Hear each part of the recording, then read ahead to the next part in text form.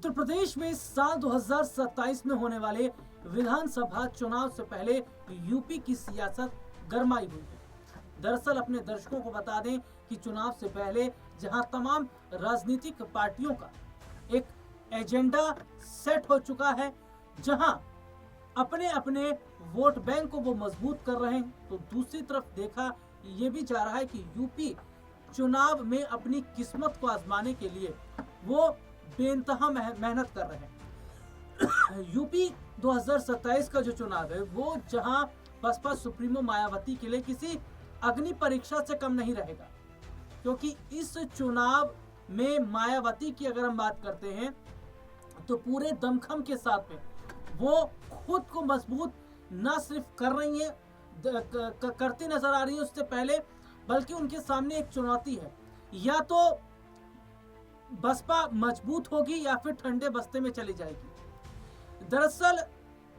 बसपा का एक विधायक, केवल एक विधायक ही था जिसके घर अभी हाल ही में छापा मारा गया, और जो छापा मारा गया उसके घर से बड़ी संख्या में नकदी, ज्वेलरी और तमाम चीजें बरामद हुई हैं।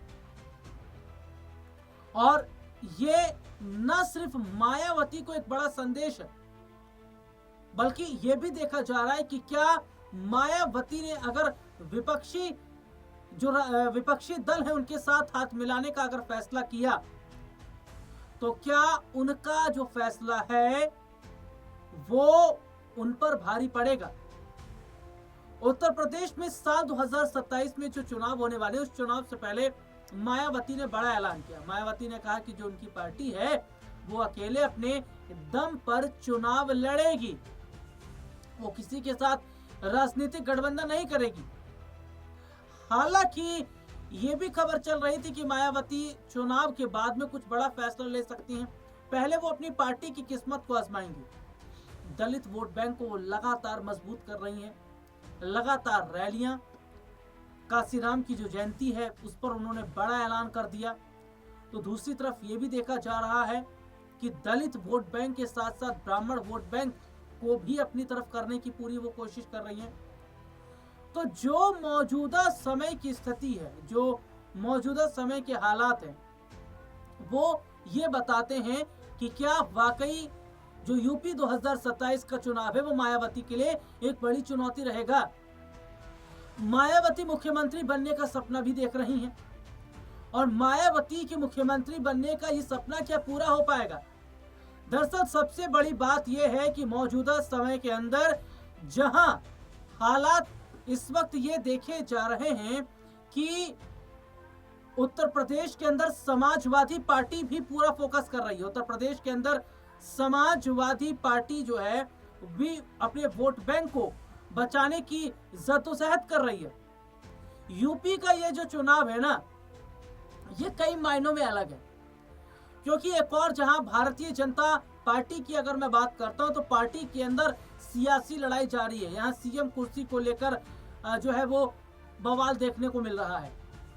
केशव प्रसाद मौर्य चाहते हैं कि वो सीएम बने, ब्रजेश पाठक भी लाइन में है। तो दूसरी तरफ चर्चा है कि भैया योगी आदित्यनाथ को गेम से बाहर निकालने की तैयारी है, क्योंकि इन दिनों जो मामला स्वामी अभिमुक्तेश्वरानंद का चल रहा है, और स्वामी अभिमुक्तेश्वरानंद के मामले को लेकर जिस तरीके से सियासत हो रही है, और विपक्ष चटकारे ले लेकर जो विपक्ष है वो इसे खा रहा है, इसका स्वाद ले रहा है, क्योंकि विपक्ष की यह भी कोशिश है कि जितना ज्यादा हो सके साधु संतों का जो वोट बैंक है उसे बांटा जाए।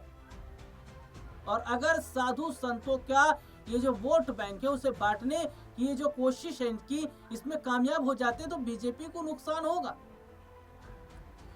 क्योंकि जो पिछला लोकसभा का जो चुनाव हुआ उसमें देखिए बीजेपी को जो झटका लगा, इसका असर योगी आदित्यनाथ पर पड़ा।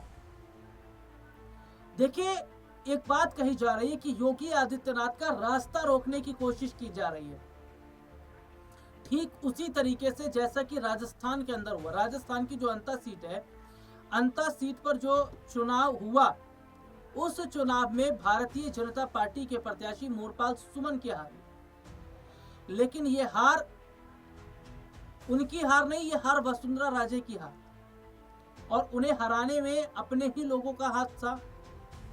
जैसा कि जो बीजेपी के प्रत्याशी मोरपाल सुमन, उन्होंने जो बड़ा बयान जो दिया, जो चिट्ठी उन्होंने लिखी, उसमें तमाम बड़े खुलासे किए गए। देखिए, सबसे बड़ी बात यह है कि जहां अंता चुनाव की बात करते हैं तो पूरी जो कोशिश की गई थी वसुंधरा को सीएम बनने से रोकने के लिए, क्योंकि वसुंधरा राजे भी मुख्यमंत्री बनने का सपना देख रही थी, और दूसरी ओर भी ये देखने को मिला कि यही उत्तर प्रदेश के अंदर हो रहा है।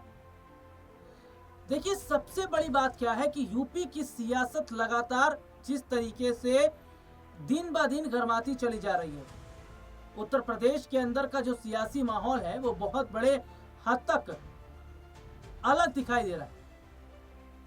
देखिए, उत्तर प्रदेश के अंदर जो माहौल है, उत्तर प्रदेश के अंदर जो सियासी तस्वीर है, वो ये बताती है कि क्या योगी आदित्यनाथ को निकालने की अगर कोशिश अंदर के लोग कर रहे हैं तो क्या ये योगी आदित्यनाथ के लिए खतरा। देखिए, योगी आदित्यनाथ की मैं बात करूं तो मोदी जी से भी ज्यादा उनकी फैन फॉलोइंग है। उत्तर प्रदेश की जनता ही नहीं, देश की जनता भी उन्हें चाहती है, और ये कहा जा रहा है कि भैया जो 29 का चुनाव होगा ना, लोकसभा का, उसमें योगी आदित्यनाथ को प्रधानमंत्री के तौर पर देखना चाहते हैं, क्योंकि योगी आदित्यनाथ ने कई बार क्या कहा है कि पीओके हमारा होगा। उन्होंने कहा जिस दिन मैं प्रधानमंत्री की कुर्सी पर बैठ गया ना, तो पीओके तो हम लेकर रहेंगे। और प्रधानमंत्री की कुर्सी पर वो कैसे बैठ जाए, अमित शाह लाइन में लगे हुए हैं, अमित शाह अपना सपना संजोए बैठे हैं। लेकिन यहां पर देखिए तो जनता भी क्या अपनाएगी क्या। तो सबसे बड़ी बात यह है कि ये जो चुनाव है, ये चुनाव आपसी लड़ाई का बन गया है बीजेपी के अंदर, और यही मौका है कि समाजवादी पार्टी इस मौके का पूरा फायदा उठा रही है। और कोई बड़ी बात नहीं कि 27 के जो चुनाव की तस्वीर है वो बदल जाए, क्योंकि बीजेपी की ये लड़ाई उन्हें भारी पड़ सकती है। सीएम कुर्सी को लेकर बीजेपी के अंदर जो मतभेद जारी है, ये नुकसान पहुंचा सकता है, ये मायावती को फायदा पहुंचा सकता है, क्योंकि मायावती अपनी उन तमाम गलतियों से सीखती यहां पर दिखाई दे रही है। उन्होंने सीखा है, तमाम गलतियों से सीखते हुए मायावती इस चुनाव में पूरा दमखम लगा रही हैं। उन्होंने सीधे तौर पर पार्टी में बड़े बदलाव किए हैं। उन्होंने पार्टी के अंदर एक नई जान फूंकने का काम किया है, कार्यकर्ताओं को नया बूस्ट दिया है, पार्टी के लोगों को नया बूस्ट दिया है। और ये बताता है कि किस तरीके से मायावती भी ये बात समझ रही है, या तो आर या तो पार। क्योंकि ये वो बसपा है ना साहब, जो उत्तर प्रदेश में जिसकी सरकार रही, मायावती का दबदबा उत्तर प्रदेश में रहा, मुख्यमंत्री वो रही, लेकिन अर्श से फर्श पर वो कब आ गई उन्हें खुद नहीं पता चला। उनका जो वोट बैंक था वो चंद्रशेखर आजाद रावण निकाल ले गया। हालांकि इसमें मैं यहाँ पर बात करूंगा कि चंद्रशेखर आजाद रावण भी जो है वो यूपी चुनाव में अपने उम्मीदवारों को उतार सकते हैं। ये भी मायावती के लिए बड़ा झटका रहेगा, क्योंकि मायावती का ही तो वोट बैंक है, चंद्रशेखर आजाद रावण का जो वोट बैंक है। तो इस तरीके से जो सियासी तस्वीर है ना, वो बदलती नजर आ रही है। देखिए, गौर यहां पर कीजिएगा कि जो फिलहाल इस वक्त के हालात हैं, वो हालात ये साफ तौर पर बताते हैं कि यूपी का जो चुनाव है, जहां बीजेपी की अंदर खाने की लड़ाई की वजह से इन्हें नुकसान पहुंचाएगा, इन्हें झटका पहुंचाएगा, तो वहीं बसपा, सपा इनको बड़ा फायदा पहुंचा सकता है। अब कांग्रेस दौड़ में है नहीं है ये तो नहीं कहा जा सकता, क्योंकि फिलहाल कांग्रेस की इतनी बात चल भी नहीं रही है। हालांकि वो बात अलग है कि बीते कुछ समय पहले अजय राय ने जो है मुलाकात स्वामी अभिमुक्तेश्वरानंद से की थी, क्योंकि वो भी सोच रहे हैं कि भैया बहती गंगा में हाथ धो लिया जाए, जैसा कि अखिलेश यादव वगैरह कर रहे हैं। लेकिन कांग्रेस को उतना फायदा उत्तर प्रदेश के चुनाव में नहीं होगा। पार्टी लगातार जिस तरीके से गिर रही है, पार्टी कांग्रेस जिस तरीके से कहा जाए तो सिमट गई है, तो ये जो लड़ाई है ना उत्तर प्रदेश के अंदर, ये 2-3 पार्टियों के बीच की है, सपा है, बसपा है, भारतीय जनता पार्टी है। और लिख कर ले लीजिए कि स्वामी अभिमुक्तेश्वरानंद का जो मामला है, ये मामला बीजेपी को चोट पहुंचाएगा, क्योंकि साधु संतों का जो वोट बैंक है साहब, वो यहां पर बढ़ रहा है और बढ़ता नजर आ रहा है। साधु संतों के वोट बैंक के बटने का मतलब भाई बीजेपी को नुकसान है, और बीजेपी का तो वोट बैंक ही सनातन है, हिंदू वोट बैंक। और अब यहाँ पर ये देखना होगा कि क्या वाकई दो लोगों की लड़ाई का फायदा तीसरा उठा जाएगा। दो लोग वही बीजेपी के आपसी लोग जो सीएम कुर्सी को लेकर लड़ रहे हैं। योगी आदित्यनाथ पर तो भड़क जाते हैं स्वामी प्रसाद मौर्य,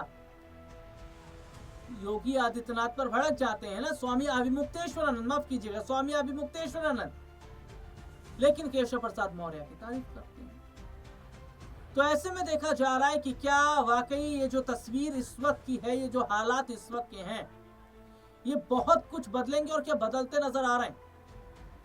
अब देखना होगा कि यूपी चुनाव में आखिरकार फायदा किसे मिलता है, और क्या बीजेपी की अंदरूनी लड़ाई उन्हें नुकसान पहुंचाएगी। फिलहाल इस प्रोग्राम में इतना है।